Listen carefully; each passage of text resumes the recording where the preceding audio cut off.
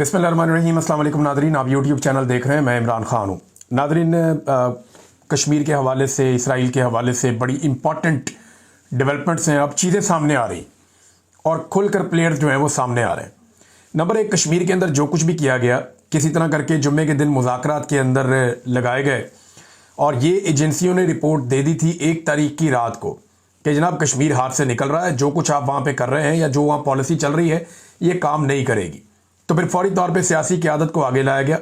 जो गालम गलोच की जा रही थी, जो टाउट्स छोड़े हुए थे कि इनको गद्दार कहो, इनको बुरा भला कहो, यानी वहाँ पे मैंने कुछ इलाकों में चेक किया, उन्होंने कहा जी हमारे घरों में मर्द अभी बाकी नहीं है, ये सारे लोग चले गए हैं और जा रहे हैं, बढ़ रहे हैं मुजफ्फराबाद की तरफ।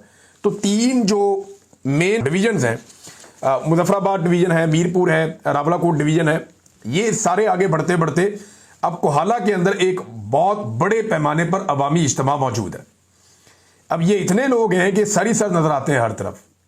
अवाम का एक समंदर है जो वहां पे पहुंच गया है और ये सारे रास्ते लोग लड़ते हुए आए हैं। जो लोग पुंछ से आए हैं वो तो बहुत उन्होंने लड़ाई लड़ी है और पुलिस वालों को और एफसी वालों को उन्होंने बहुत मारा। इस्लामाबाद पुलिस वालों को आज़ाद कश्मीर में मुजाहिरीन ने बहुत मारा और वो उन्हें इसलिए मारा कि ये लोग उन्हें मार रहे थे। यानी जैसे हमें ये दुख होता है ना, कोई यूनिफॉर्म में बंदा बैठ के ज़मीन पे मार खा रहा है और उसे मुजाहिरीन मार रहे हैं, बिल्कुल ऐसे ही हमें दुख होता है जब यूनिफॉर्म वाले इकट्ठे होकर आम आदमी को मारते हैं।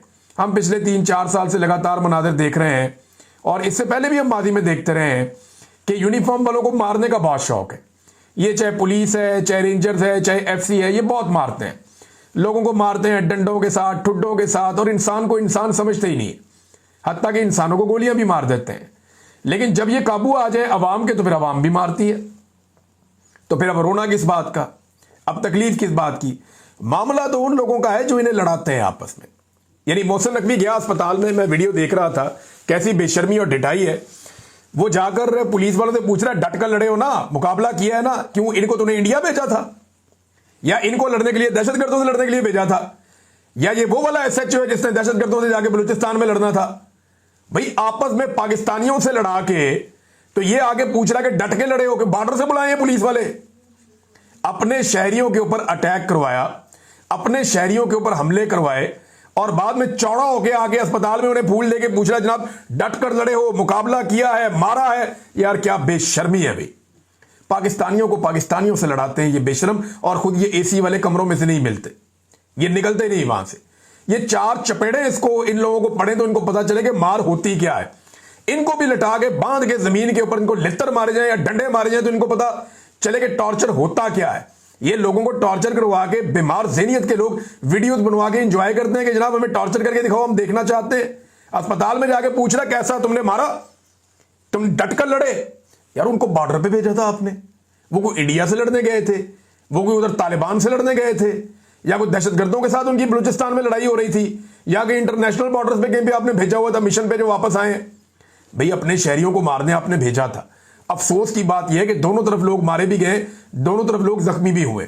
अब कश्मीर पाकिस्तान से मुख्तलिफ है, वो लोग खाली मार नहीं ना खाते, वो आगे से मारते भी हैं। पाकिस्तानी जो है इनमें ज्यादातर लोग खाली मार खा लेते हैं, लेकिन कश्मीरियों का थोड़ा सा तरीकाकार मुख्तलिफ है, वो वापस मारते हैं और जब वो वापस मारते हैं तो फिर तकलीफ भी होती है। अब जो मनाजिर मैंने देखे यानी अच्छे नहीं लग रहे मुझे देखने में कि एफसी वालों को और पुलिस वालों को वहां लटा लटा के बिठा के जो है वो वहां के मकामी लोग आज़ाद कश्मीर के मार रहे हैं, मुझे देखने में अच्छा नहीं लग रहा। लेकिन इसी तरह ये एफसी वाले और पुलिस वाले वहां पे मकामी लोगों को भी मार रहे हैं, उन पर भी टॉर्चर कर रहे हैं, उनके ऊपर आंसू गैस फेंकते हैं, उनके घरों के अंदर। इन्होंने तो औरतों को सड़कों पर घसीटा है, इन्होंने तो जलील किया है। अब मैंने अजीब चीज देखी कि पाकिस्तान के अंदर लोग अब इसके ऊपर दुख करने के लिए तैयार ही नहीं है, उन्हें तकलीफ ही नहीं हो रही यूनिफॉर्म वाले लोगों को मार पड़ रही है। वो कह रहे हैं ठीक है जी, ये भी ऐसे ही मारते हैं, ये हमारी बच्चों को औरतों को मारते हैं, खवातीन को उठा के ले जाते हैं, ये बहन बेटियों को अगवा कर लेते हैं, बहुओं को अगवा कर लेते हैं, ये बच्चों को टॉर्चर करके माओ को वीडियोस भेजते हैं, ये मासूम बच्चों को उठा के थानों में ले जाते हैं, गिरफ्तार कर लेते हैं, ये औरतों को सड़कों के ऊपर घसीटते हैं, जेलों में डाल देते हैं।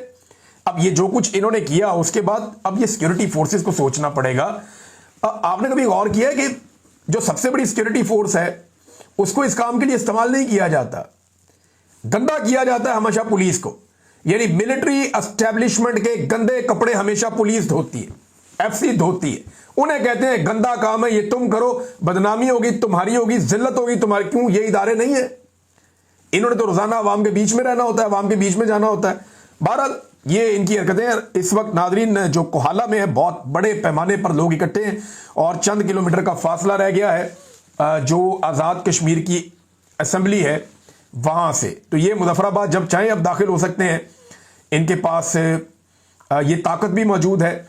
और दूसरी जानिब जो है वो नाके ख़त्म कर दिए गए, जितने नाके लगाए गए थे, जितना बंदोबस्त किया गया था वो ख़त्म कर दिया गया है। लेकिन सरदार उमर नज़ीर साहब ने, ये एक रहनुमा है, वन ऑफ देम, जो अवामी एक्शन कमेटी के रहनुमा है, तो इन्होंने कहा कि एक तरफ मुज़ाकरात, दूसरी तरफ फोर्सेस को अर्जा के मकाम पर फिर इकट्ठा किया जा रहा है। याद रखो, अगर इसके बाद किसी किस्म का एडवेंचर किया गया तो तमाम तर हालात की जिम्मेदार हुकूमत पाकिस्तान खुद होगी। उन्होंने कैटेगोरिकली ये बात बता दी।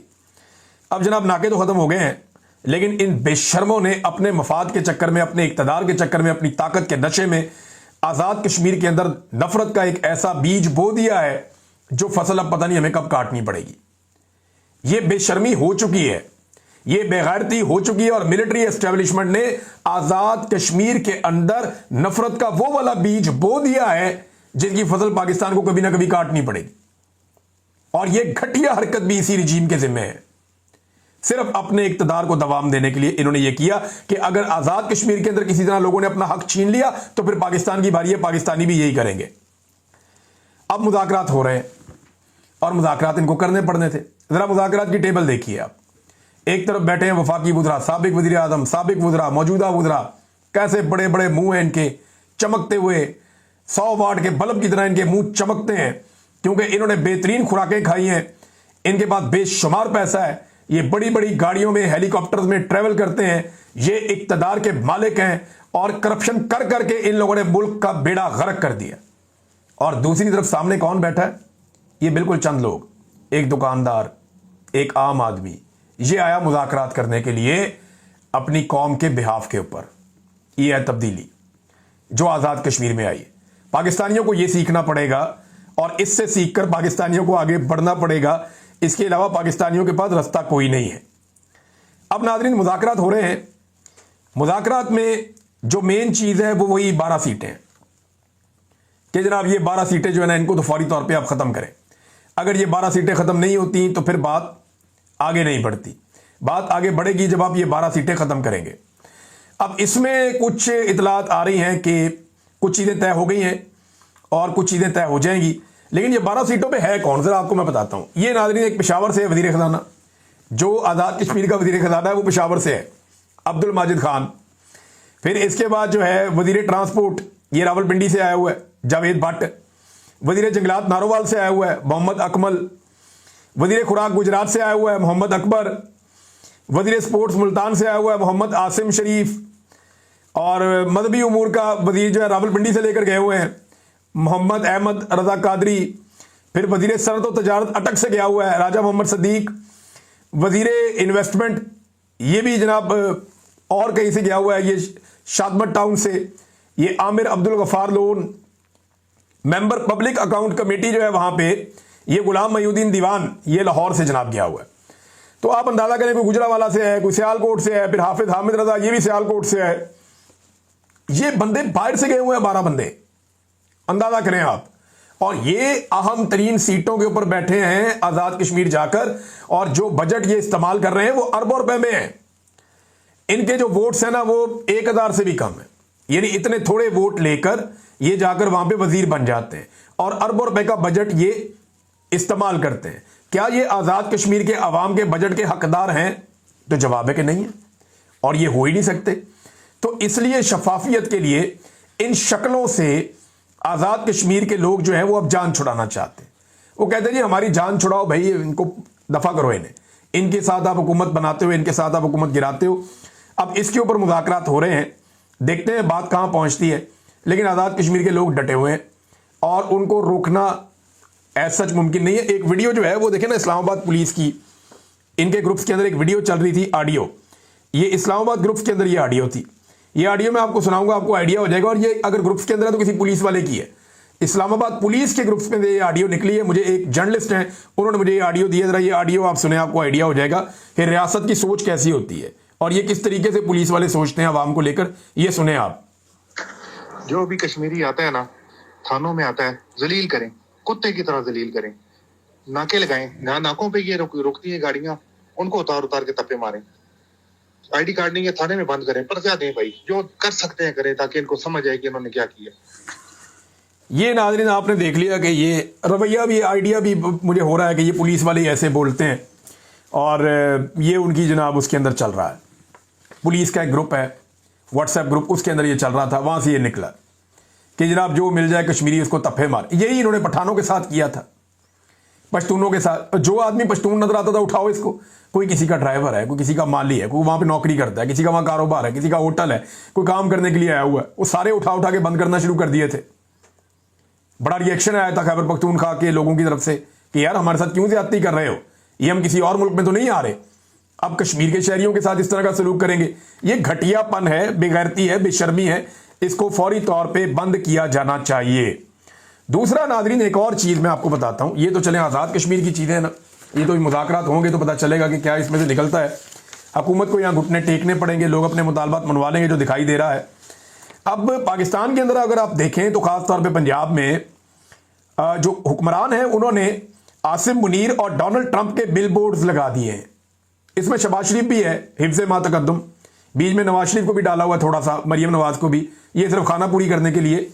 इंपॉर्टेंट बंदे तो दो ही हैं, आसिम मुनीर और डोनाल्ड ट्रंप। अब इनके फोटो लगा दिए गए। एक तो आसिम मुनीर की तस्वीर जो है वो सियासतदानों के साथ ये जेब ही नहीं देती, ये होनी नहीं चाहिए थी।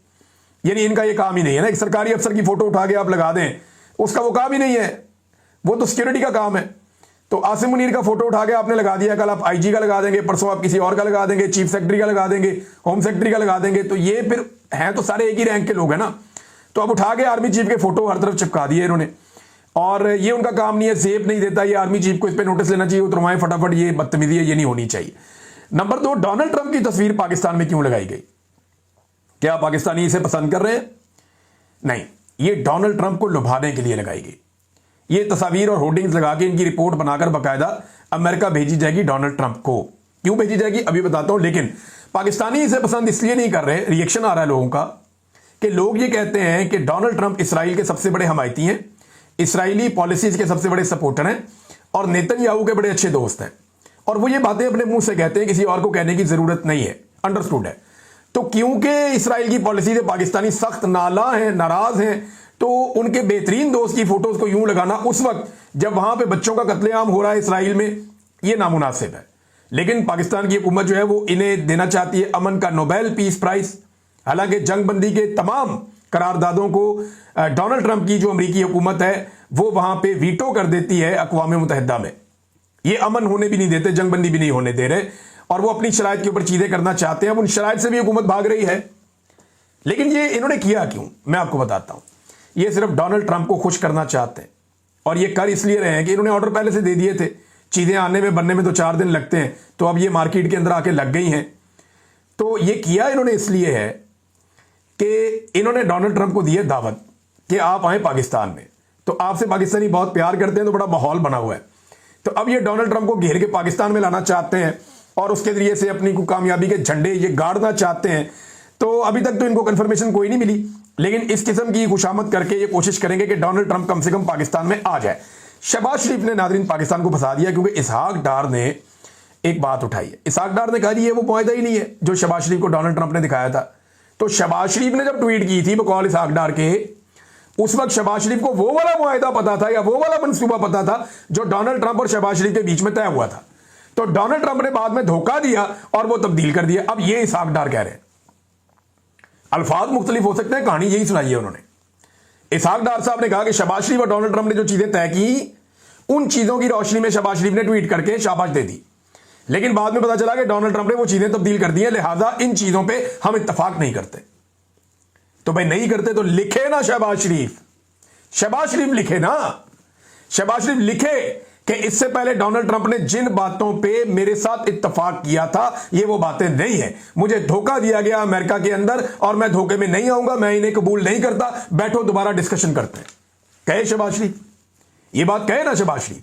वो नहीं कहेगा, क्योंकि वो ये बातें तय करके आया। डोनाल्ड ट्रंप झूठ नहीं बोल रहा। डोनाल्ड ट्रंप की ये आदत है, वो बात मुंह के ऊपर कर देता है।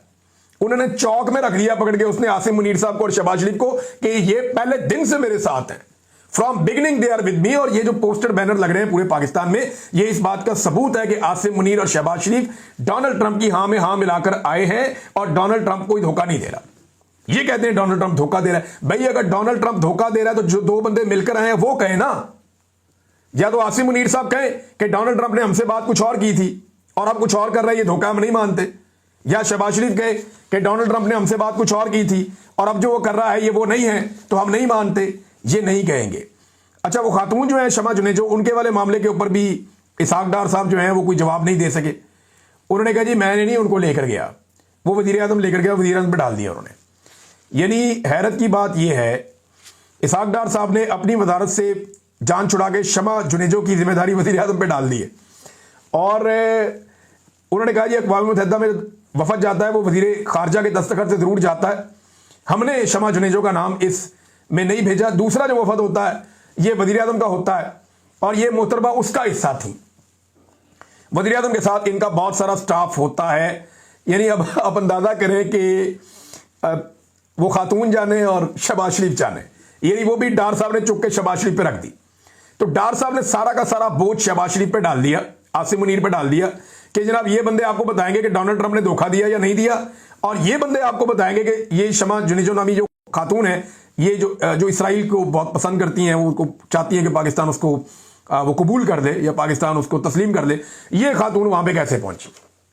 ये अब मामला इधर पहुंच गया। यानी कैसी बदकिस्मती है। सारी जिंदगी इस खातून ने जिन लोगों के लिए कुर्बानियां दी, जिन लोगों के लिए आवाज उठाई, जिन लोगों के लिए लोगों को गालियां दी, बदतमीजी की, अपनी जुबान भी गंदी की, दूसरों की भी, अब वो खातून जो है उनको ये ओन ही नहीं कर रहे। वो कहते जी मैं नहीं जानता, वो कहते मैं नहीं जानता, वो कहते मैं नहीं जानता। वजीर कानून भी मुकर गया, वजीर दिफा भी मुकर गया, वजीर खजाना भी बिलाखिर मुकर गया। अंदाजा करें आप कैसे इनके हालात हैं, और ये पतले हालात हैं। अब एक और बात की, उन्होंने कहा जी शमा जुनेजो साहिबा ने गैर जिम्मेदारी का मुजाहरा किया और इन्हें ट्वीट करके नहीं बताना चाहिए था कि वो एयरफोर्स वन के तैयारे पर सवार हो चुकी हैं। और यानी मैं हैरान हो रहा हूं कि भाई एयरफोर्स वन के सवारे पे कोई भी ऐरा गैरा आके सवार हो जाएगा, तुसी बैठाओगे तो बैठेगा ना। उसको इस बात पे एतराज नहीं है इसहाक डार को कि ये एयरफोर्स वन के तैयारे पे बैठी क्यों, इसको अंदर घुसाया किसने। ये देखे मैं तो चाहता हूं कि अगर कोई खातून हमारी पाकिस्तानी खातून है, वो अगर वो अमेरिकन एयरफोर्स वन के अंदर भी घुसे तो कोई मसला नहीं है, वो मुझे कोई एतराज नहीं है। लेकिन डार साहब पे मुझे हैरत हो रही है कि भाई आप उसका जिम्मेदार कैसे आप उसको ठहरा सकते हैं। उस बेचारी को आप क्यों जिम्मेदार, उसको किसी ने अंदर आने दिया तो वो आई ना, उनको दावत दे के किसी ने जहाज में बैठाया तो वो बैठी ना। मुंह उठा के तो कोई औरत ऐसे नहीं आ जाती। हर एक की अपनी एक सेल्फ रिस्पेक्ट होती है, अपनी एक इज्जत होती है। ऐसा तो नहीं हुआ कि उसने तरले मिन्नत आपके किए होंगे, आप लोगों ने उन्हें एयरफोर्स वन में बिठाया। अब वो झूठ नहीं बोल रही, वो बता रही है कि भाई मैं बैठी हूं एयरफोर्स वन के अंदर। क्या आपकी तरह वो भी सारे काम चोरों की तरह करे, छुप छुप कर करे कि आप लोग जनाब निकाह करते हैं वो नहीं बताते, कोई और चीज करते हैं वो नहीं बताते, कोई काम करते हैं वो नहीं बताते, कोई डील करते हैं वो नहीं बताते, कोई मामला तय करते हैं वो नहीं बताते। वहां पे जाके आप अमेरिकन ज्यूश कांग्रेस के जो सदर हैं उनसे आप मिले, सरबराह से, शहबाज शरीफ साहब बताया नहीं किसी को। इतने दिन तक बात छुपाई रखी, जब तक डोनाल्ड ट्रंप और शहबाज शरीफ खुलकर सामने नहीं आए। उस बंदे ने भी इसको ट्वीट नहीं किया, बाद में उसने ट्वीट किया तो सारी दुनिया को पता चला कि जनाब ये तो उनके साथ वहां पे बड़ी जपियां शपियां करके और वहां पे बड़ी मोहब्बत, बड़ी मुलाकातें करके आए हैं। तो आपकी तरह सारे लोग खुफिया नहीं होते, लोग अपनी जिंदगी बड़ी सीधी सीधी गुजारते हैं। नाज़रीन, दो मजहबी जमातों को इस वक्त रेडी किया गया एस्टेब्लिशमेंट की जानिब से, और आपको यह नजर आ जाएगा आने वाले वक्त में। दो मजहबी सियासी जमातें। अच्छा, मैं आपको यह बता दूं, मेरे सोर्स ने मुझे यही कहा कि दो मजहबी सियासी जमातें। उसने कहा जी है 3-4 मजहबी सियासी जमातें हैं पाकिस्तान में बड़ी, लेकिन दो का उसने कहा, और नाम कंफर्म मुझे हो जाएंगे 1-2 दिन में। दो मजहबी सियासी जमातें जो हैं उनको एस्टेब्लिशमेंट ने तैयार किया है कि वो एहतजाज करेंगी इन मामलात के ऊपर, ये जो पाकिस्तान के अंदर इसराइल के हवाले से हो रहे हैं या समूद फ्लोटिला के हवाले से हो रहे हैं, ताकि जो अवामी रद्दमल है वो कंट्रोल में रहे, लीडरलेस क्राउड ना निकल आए कहीं पे। यानी ये ना हो जाए कि लोग खुद ही निकल आए इसराइल के खिलाफ या खुद ही निकल आए फलस्तीनियों के हक में, ये नहीं होना चाहिए, वो ये नहीं होने देंगे। तो उनकी कोशिश ये है कि मजहबी सियासी जमातों को इस्तेमाल करके अपनी मर्जी का क्राउड निकाल के लोगों का गुस्सा ठंड, जैसे वहां पे होता है खैबर पख्तूनख्वा में, जैसे ही कहीं पे ड्रोन हमला होता है या जेट तैयारों की बमबारी या कुछ होता है तो पाकिस्तान तहरीक इंसाफ के लोग साथ शामिल हो जाते हैं मुजाहिरीन के। वो काफी ज्यादा एहतजाज करते हैं, अली अमीन गंडापुर के बंदे उनके साथ होते हैं, वो करते करते उनको घुमा फिरा के तका के वापस ले जाते हैं ताकि कंट्रोल उनके पास ही रहे एहतजाज का। तो इसी तरह से ये एहतजाज का कंट्रोल मजहबी सियासी जमातों को लेने के लिए अब इन्होंने ये किया है। नाज़रीन, सुप्रीम कोर्ट बार का भी इलेक्शन आ रहा है, ये बहुत इंपॉर्टेंट है, मैं आपको बता रहा हूं। एक तो सुप्रीम कोर्ट बार का इलेक्शन आ रहा है पाकिस्तान में, और दूसरा एक पाकिस्तान बार काउंसिल का भी इलेक्शन आ रहा है। इन दोनों इलेक्शन के अंदर पाकिस्तान तहरीक इंसाफ ने पिछली मरतबा बड़ी बड़ी गलतियां की। अब पाकिस्तान तहरीक इंसाफ के पास गलती की गुंजाइश निश्ता। पिछली मरतबा खैबर पख्तूनख्वा में पाकिस्तान तहरीक इंसाफ की हुकूमत है, वहां से ये हार गए बार का इलेक्शन, और उसकी वजह से सुप्रीम कोर्ट बार इनके हाथ से निकल गई। ये बड़ी इंपॉर्टेंट सीट है। पाकिस्तान तहरीक इंसाफ को पूरा जोर लगा के अपने उम्मीदवार को इस मरतबा जितवाना पड़ेगा, वरना अदलिया के अंदर जो थोड़ा बहुत दमखम रह गया वो भी गया, और अदलिया के हवाले से कुछ भी पाकिस्तान तहरीक इंसाफ नहीं कर पाएगी। ये सिर्फ तमाशा देखते रहेंगे। ये इनके बाद एक मौका है। अच्छा नाज़रीन, एक और बड़ी इंटरेस्टिंग चीज हुई पाकिस्तान में। मैंने ये सवाल उठाया था आज से 1.5 साल पहले, और मैं और सेनेटर मुश्ताक इकट्ठे खड़े थे। मैंने ये पूछा था कि क्या पाकिस्तान में अब इसराइल के खिलाफ एहतजाज करना मामला खत्म हो गया? पीटीवी दिखाता ही नहीं। क्या अब पाकिस्तान में फलस्तीनियों के हक में निकलना जो है वो मामला खत्म हो गया? आज असद कैसर साहब ने नेतन्याहू का नाम लिया, साथ ही पाकिस्तान टेलीविजन ने उनको कट कर दिया, उन्होंने दिखाया ही नहीं। यानी पाकिस्तान में बहुत सारी मुकद्दस गायियां हैं, जैसे कि आर्मी चीफ है, DGISI है, पाकिस्तान की एजेंसियां हैं, पाकिस्तान के जो दोस्त ममालिक हैं उनके हुक्मरानों की पॉलिसी पे आप तनकीद नहीं कर सकते। बहुत सारी मुकद्दस गायियां पाकिस्तान में रखी हुई हैं। अदलिया के फैसलों के ऊपर या अदलिया के जो कंडक्ट है उसके ऊपर आप बात करते हैं तो बड़ा खौफ आता है पाकिस्तान में। ये भी एक बैरियर छोटा मोटा है पाकिस्तान में। लेकिन ये जो एक नया बैरियर पाकिस्तान में लगाया गया है कि आप नेतन्याहू पे तनकीद नहीं कर सकते। जैसे ही असद कैसर ने नेतन्याहू का नाम लिया या नेतन्याहू पे तनकीद करने की कोशिश की, साथ ही उनको कट कर दिया गया और उनको नेशनल टीवी पे नहीं दिखाया गया। अब आप अंदाजा करें कि ये पॉलिसी बदल नहीं रही, पॉलिसी बदल चुकी है। और ये तब्दीली जो हम सोच रहे थे कि आने वाली है, नहीं, ये तब्दीली अब आ चुकी है, और हमारा जो शक था वो यकीन में बदल चुका है। अब तक के लिए इतनी, अपना ख्याल रखिएगा, अपने चैनल का भी। अल्लाह हाफ़िज़।